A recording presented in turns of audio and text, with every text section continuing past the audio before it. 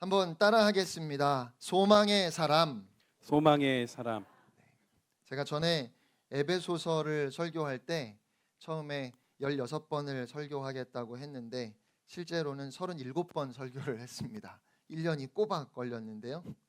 빌립보서는 14번 설교를 계획했다가 36번 설교를 했고요. 베드로전서도 원래 계획은 15번인데요. 아무래도 더 길어질 것 같죠? 사실은 전에 부흥회 오셨던 차준희 교수님이 그렇게 한 번에 다 하려고 하지 말고 그냥 계획한 대로 하고 다음에 또 하라고 그렇게 조언을 해 주셨고 저도 그게 좋겠다 싶어요. 그런데 베드로전서가 첫 인사말부터 정말 중요한 많은 내용을 함축적으로 담고 있어서 지난주에 이 본문 말씀을 이미 설교했지만 한 번 더 여러분과 생각해 보고 싶습니다. 장황하게 얘기했지만 솔직히 말하면 지난주 설교를 말만 바꿔서 또 하겠다는 거죠. 요즘 참 많은 사람들이 만성적인 우울감에 빠져 있습니다. 지난주에도 한 배우의 갑작스러운 죽음이 많은 사람에게 충격을 주었습니다. 유서가 발견되었다고는 하는데 도대체 무엇 때문에 그런 안타까운 선택을 했는지 모르겠어요. 참 슬픈 일을 우리가 매주 그런 소식을 접하게 됩니다. 혹시 관련 기사를 여러분이 보셨다면 모든 기사 마지막에 다음과 같은 문구가 쓰여 있습니다.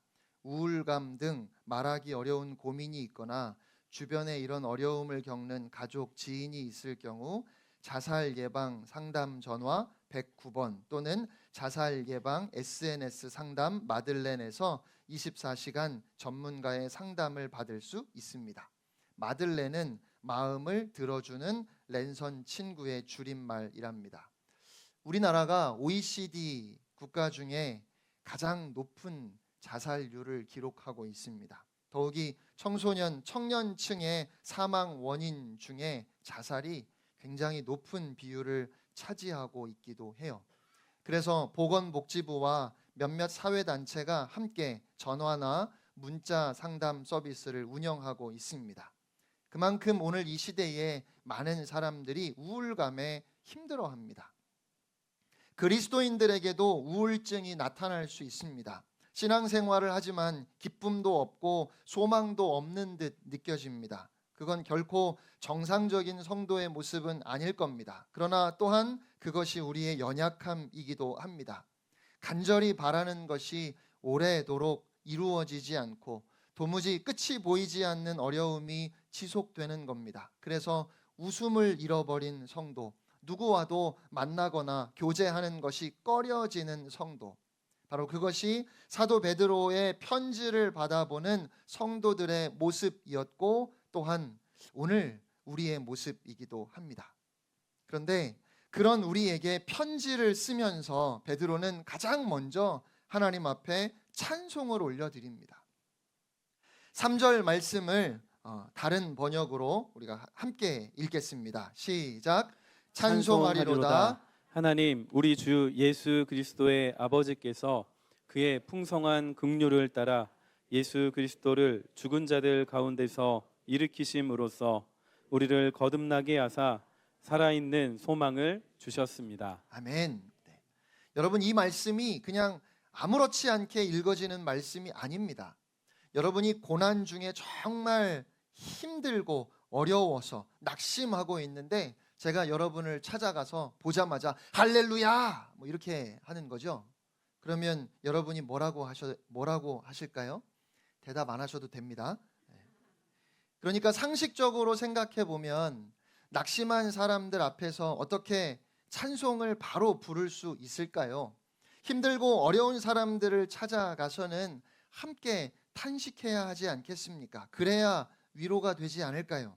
힘들고 어려운 사람들 앞에서는 함께 울어줘야 하는 겁니다. 우는 자들과 함께 울라고 하셨잖아요.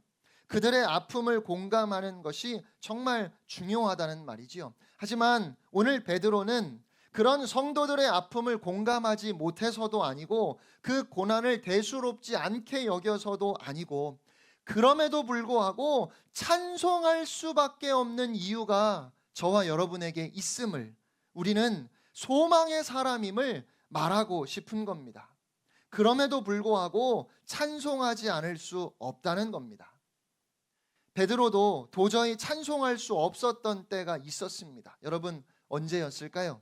바로 예수님이 잡히시고 십자가에 달려 죽으셨을 때입니다.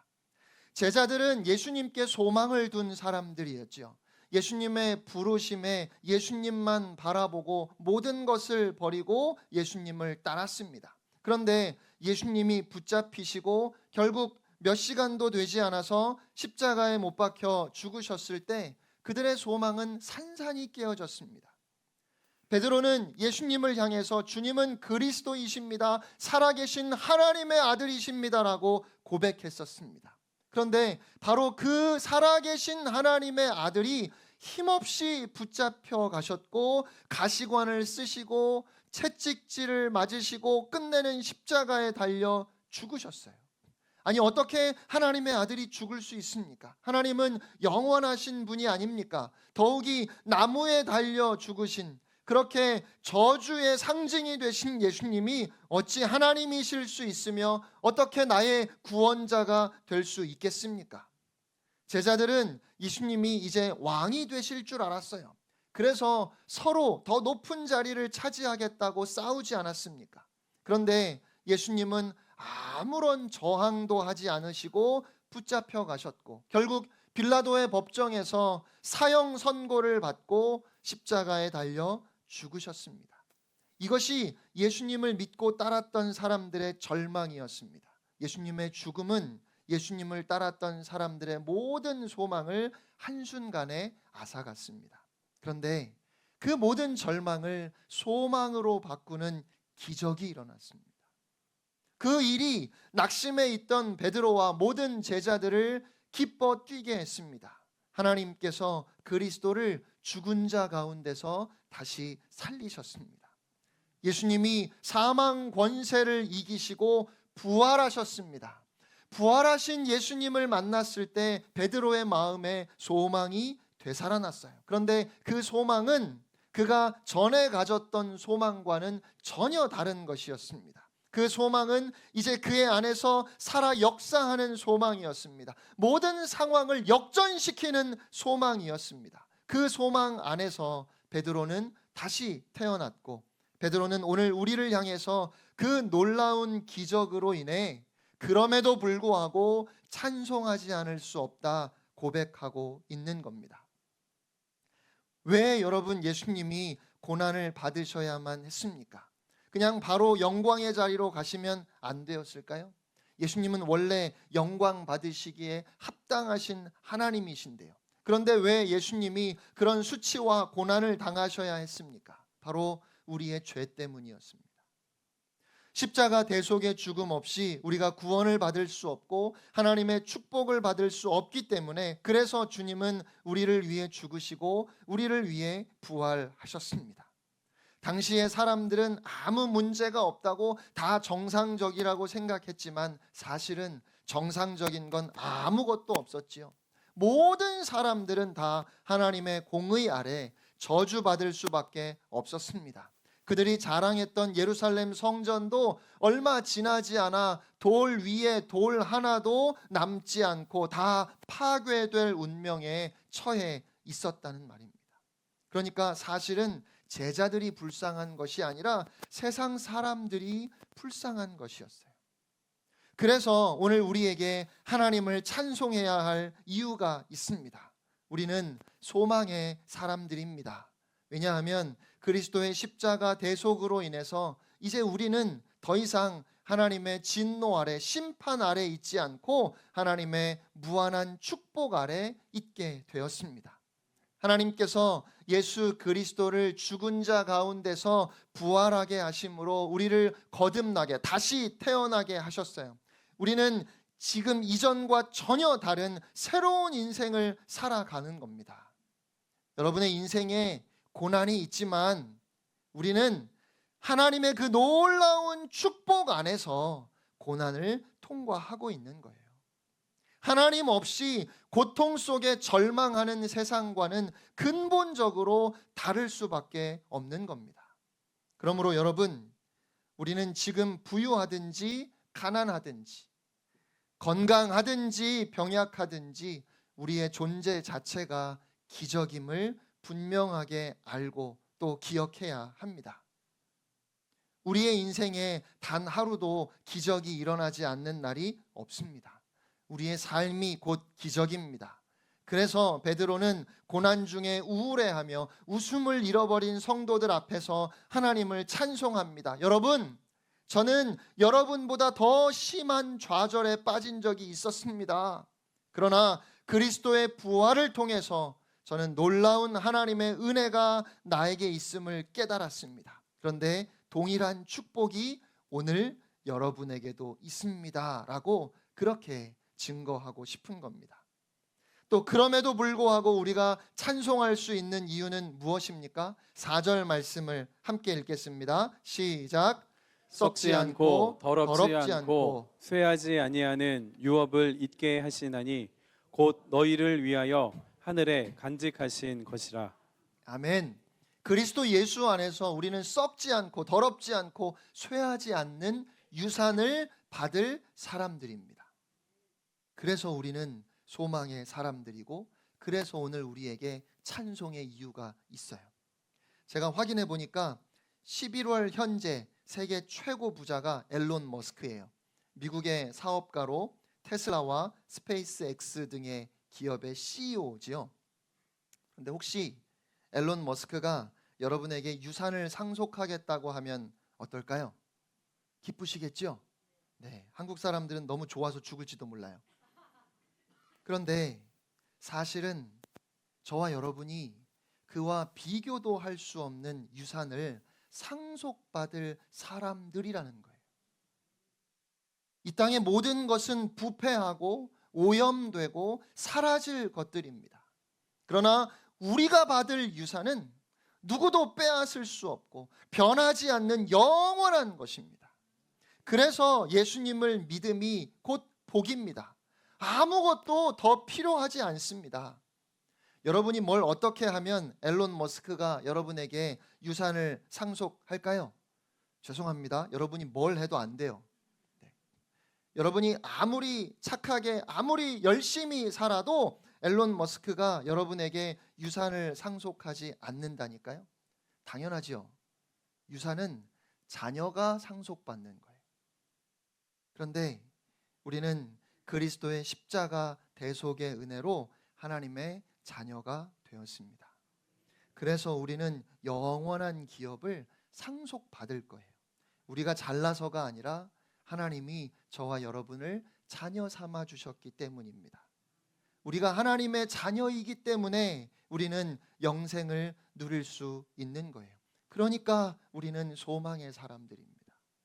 오늘 우리에게 하나님을 찬송할 너무도 분명한 이유가 있습니다. 왜 우리는 소망의 사람일까요? 5절 말씀 함께 읽겠습니다. 시작. 너희는 말세에 나타내기로 예비하신 구원을 얻기 위하여 믿음으로 말미암아 하나님의 능력으로 보호하심을 받았느니라. 아멘. 사람들은 미래에 대해서 많은 걱정을 합니다. 돈이 있어도 걱정하고 돈이 없어도 걱정합니다. 그러나 하나님은 우리를 끝까지 지켜주시고 보호해 주신다고 약속하십니다. 출애굽기를 보면 이스라엘 백성들은 참 불쌍해 보였습니다. 그들은 가진 것이 없었고 고된 노역에 시달리는 노예들이었습니다. 반면에 애굽 사람들은 모든 걸 다 가진 것 같았고 아무것도 걱정할 것이 없는 사람들 같았어요. 그러나 하나님의 심판 앞에서 애굽 사람들의 실체가 드러났습니다. 누구도 무엇도 하나님의 심판을 막을 수 없었습니다. 그러나 이스라엘 백성들은 참 보잘것없고 초라한 모습이었지만 하나님께서 그들을 보호하시니까, 하나님께서 그들을 지켜주시니까 그 무서운 재앙이 내리는 중에도 그들은 안전했습니다. 사실 이스라엘 백성들이 애굽을 탈출해서 광야로 들어간 건 죽으려고 들어간 것과 같지요. 왜냐하면 광야에는 아무것도 없으니까요. 하지만 그들은 한 사람도 굶어 죽지 않았습니다. 왜냐하면 하나님께서 그들과 함께 하셨기 때문입니다. 아무것도 없는 광야를 지날 때에도 날마다 그들에게는 기적이 함께했습니다. 이스라엘 백성들의 삶 자체가 기적이었던 것이죠. 그와 동일하게 오늘 우리의 삶 자체가 기적입니다. 여러분, 하나님이 보호하시면 안전합니다. 우리를 하나님께서 끝까지 지켜주십니다. 우리가 망하면 하나님이 망하시는 거예요. 그래서 우리는 망할 수 없는 사람들인 겁니다. 아무리 이 세상의 환난과 풍파가 심해도 하나님이 택하셔서 부르신 자들은 끝까지 하나님께서 지키시는 줄로 믿습니다. 그래서 그 하나님의 보호하심 속에서 우리는 마지막까지, 마지막 호흡을 내쉬는 그 순간까지 사명자로 살아갈 것입니다. 이 세상의 그 어떤 위협이나 핍박도, 그 어떤 환난이나 고난도 우리를 우리 주 그리스도 예수 안에 있는 하나님의 사랑에서 끊을 수 없습니다. 하나님이 함께 하시는 사람들 달라요. 똑같이 힘들지만, 똑같이 어렵지만 그렇게 하나님께서 보호하시는 중에 고난을 통과하는 성도들을 보면 달라요. 그 모든 시간들을 통해서 더 주님과 가까워졌기 때문에 오히려 여유가 있습니다. 이번 주에도 계속해서 제가 성도님들을 상담했는데 제가 잘 알고 있습니다. 지금 얼마나 힘든 시간을 통과하고 계신지 제가 잘 알아요. 그런데 감사하며 살고 있다고 하시더라고요. 날마다 말씀 붙들고 살려고 애를 쓰고 있다고 하셨어요. 아침에 일어나면 주 안에서 항상 기뻐하라. 우리 장로님께서도 기도하면서 이 말씀 외우셨는데, 주 안에서 항상 기뻐하라. 내가 다시 말하노니 기뻐하라. 이 말씀 암송하고 고백하면서 하루를 시작하고 그 말씀 붙들고 살려고 애를 쓰는데, 근데 목사님 잘 안 되더라고요. 뭐 이렇게 이야기를 하셔요. 그런데 저와 대화하는 내내 그 성도님의 얼굴에 미소가 있어요. 여유가 있어요. 충분히 힘들어 하실만 하다니까요. 얼굴에 미소가 아니라 그늘이 있는 것이 맞을 것 같아요. 그런데 그늘은 찾아볼 수도 없고 기쁨이 있어요. 감사가 있어요. 그러니까 그 말씀의 능력으로 하루하루를 살아가고 계신 거예요. 하나님이 보호하시는 거예요. 하나님이 함께 하시는 겁니다. 오늘 많은 사람들이 실망하고 좌절합니다. 그 이유가 무엇일까요? 자신의 존재 의미를 알지 못하기 때문입니다. 그러나 우리는 우리의 존재 의미를 분명하게 알고 있는 사람들입니다. 우리의 존재 의미, 그것은 하나님의 사랑입니다. 하나님의 사랑이 우리를 있게 했고, 하나님의 사랑이 우리와 함께 하시며, 하나님의 사랑이 우리를 끝까지 빚어 가실 것입니다. 그래서 오늘 우리에게는 찬송할 이유가 있습니다. 에드워드 모트라는 37살이 된 목수가 한 사람 있었습니다. 정확하게는 캐비넷 공장에서 일하는 목공이었어요. 이 사람은 젊은 시절에 공장에서 일하면서 열등의식과 반항심, 원망에 사로잡혀 있었습니다. 겨우 이런 공장에서 망치나 두들기며 일하다니, 내 부모는 왜 나에게 이런 삶밖에 주지 못했을까? 그런 생각에 사로잡힌 그에게 하루하루는 무의미했고 그에게는 아무 소망이 없었습니다. 그러던 어느 추운 겨울날 그가 런던의 거리를 배회하다가 길 모퉁이에 있는 자그마한 교회에 들어가 보고 싶은 마음이 생겼습니다. 교회에 들어가 보니 존 하이아트 목사님이 요한복음 3장을 가지고 거듭나는 도리에 관하여 설교하고 있었습니다. 에드워드는 그 말씀을 들으면서 나도 다시 태어나고 싶다.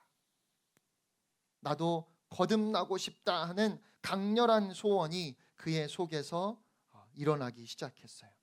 성령님이 그의 마음 문을 열어주셨고 그는 그날 예수님을 영접하고 거듭났습니다.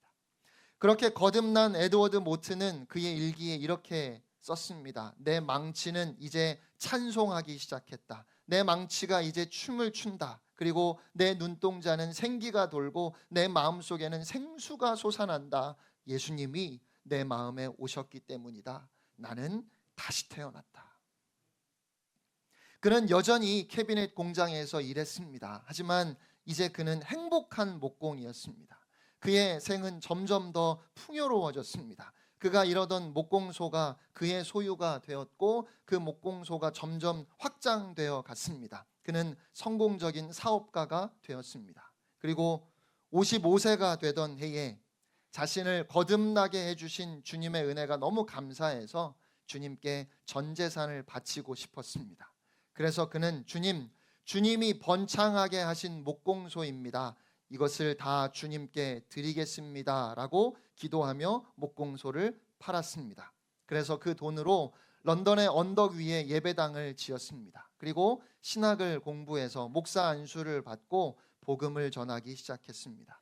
자신의 전 재산을 들여서 예배당을 짓고 자신을 거듭나게 하신 예수 그리스도의 복음을 증거하기 시작한 첫날, 그는 오래전 37살 때 어느 추운 겨울날 자신을 거듭나게 하셨던 그 주님의 은혜를 다시 기억하며 그렇게 산 소망을 주신 주님께 감사의 시를 지었습니다. 그리고 그 시는 찬송가로 곡이 붙여져서 널리 불리게 되었습니다. 그 찬송가가 바로 488장입니다. 이 몸의 소망 무언가 우리 주 예수뿐일세. 우리 주 예수 밖에는 믿을 이 아주 없도다. 무섭게 바람 부는 밤 물결이 높이 설렐 때 우리 주 크신 은혜에 소망에 닿칠 줄이라. 3절은 같이 부를까요? 세상에 믿던 모든 것 끊어질 그날 되어도 구주의 언약 미사와 내 소망 더욱 크리라. 주 나의 반석이시니 그 위에 내가 서리라. 그 위에 내가 서리라. 할렐루야. 사랑하는 성도 여러분, 오늘 여러분에게 소망이 있습니까? 산 소망이 정말 여러분 안에 있습니까? 아니면 오래전에 에드워드 모트가 그랬듯이 소망 없이 하루하루를 살아가고 있는 것은 아닙니까? 매 주일 교회에 나오지만 여전히 거듭나지 못한 것은 아닙니까? 생명이신 예수 그리스도를 나의 구주로 영접하고 다시 태어나서 이제는 하나님의 약속을 신뢰함으로 소망의 삶을 살아가는 여러분이 되시기를 축복합니다. 우리에게 중요한 것은 이 땅에서 얼마나 오래 사느냐가 아닙니다. 이 땅에서 얼마나 편하게 사느냐도 아닙니다. 단 하루를 살아도 무엇을 위해 어떻게 사느냐가 중요합니다. 단 하루를 살아도 얼마나 사랑하며 얼마나 다른 사람들을 축복하며 얼마나 하나님께 영광이 되도록 사느냐, 그것이 중요합니다. 병원에 입원했어도 사랑할 수 있습니다. 감옥에 갇혀서도 하나님께 영광을 돌려드릴 수 있습니다. 내가 망했을지라도 다른 사람들을 축복할 수 있습니다. 영원하신 하나님의 자녀된 권세가 우리에게 있기에 우리는 하나님의 자녀답게 그 품위를 잃지 않고 당당하게 살아가는 소망의 사람들인 줄 믿습니다. 예수 그리스도의 부활을 통해서 다시 태어나 영원한 기업을 상속받을 그래서 하나님께서 끝까지 책임지시고 보호하시는 하나님의 자녀답게 마주하는 한 주간도 믿음으로 승리의 길을 걸어가는 여러분이 다 되시기를 주님의 이름으로 축원합니다.